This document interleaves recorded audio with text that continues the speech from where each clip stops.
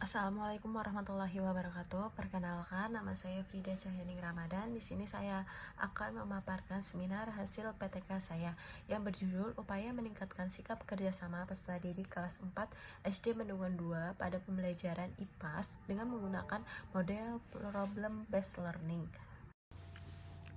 Setelah melakukan observasi selama 1 minggu di tahun ajaran baru 2023-2024 semester 2 di kelas 4, kemampuan kerjasama peserta didik itu masih rendah.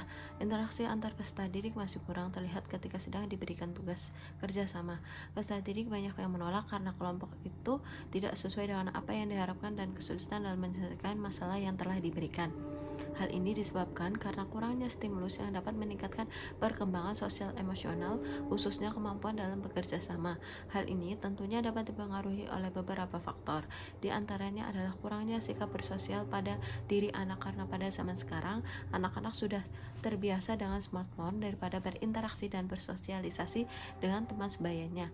Jika hal ini dibiarkan, tentu akan berdampak pada perkembangan pribadi anak yang bersikap individualis dan tidak memperdulikan lingkungan di sekitar mereka. Sehingga dari sini saya merupakan ingin memberikan stimulus kepada siswa bahwa menyelesaikan permasalahan secara bersama-sama merupakan sebuah kegiatan yang menarik dan dapat diberikan kesenangan tersendiri dalam menyelesaikan permasalahan karena disesuaikan bersama-sama dalam menyampaikan penjelasan guru menggunakan media audiovisual agar peserta didik bersemangat dalam proses pembelajaran yang dilaksanakan. Selanjutnya, metode.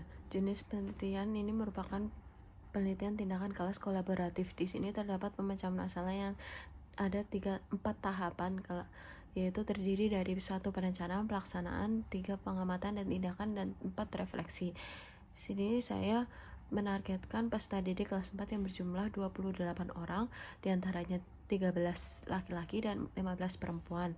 Siklus masing-masing terdiri dari 2 pertemuan dan alokasi waktu setiap pertemuan adalah 2 kali 35 menit. Berikut adalah siklus penelitian tindakan kelas menurut Chemis and Taggart.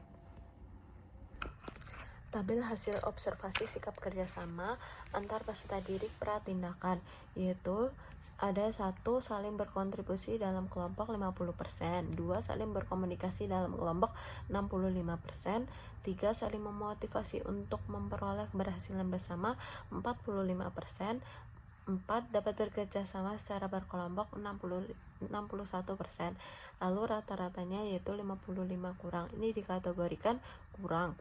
Lalu tabel hasil rata-rata tindakan siklus 1 yaitu 1. Saling berkontribusi dalam berkelompok 72%, saling berkomunikasi dalam kelompok yaitu 83, saling memotivasi 68, dapat bekerja sama 62,5, rata-ratanya 78,5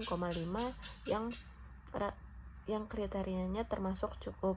Lalu pada tindakan kedua di sini sudah meningkat, yaitu sudah baik. Kesimpulan yang dapat saya berikan yaitu berdasarkan hasil penelitian tindakan kelas kolaboratif yang telah dilaksanakan sebanyak 2 siklus, dapat disimpulkan bahwa peningkatan sikap kerjasama berbasis PBL dapat meningkatkan keterampilan kerjasama pada peserta didik kelas 4 SD Bendungan 2. Ditunjukkan dengan hasil pada siklus pertama mengalami peningkatan naik dengan rata-rata presentasi sebesar 78% dengan kriteria cukup, dan pada siklus kedua mengalami peningkatan sebanyak rata-rata presentasi sebesar 84,5% dengan kriteria baik.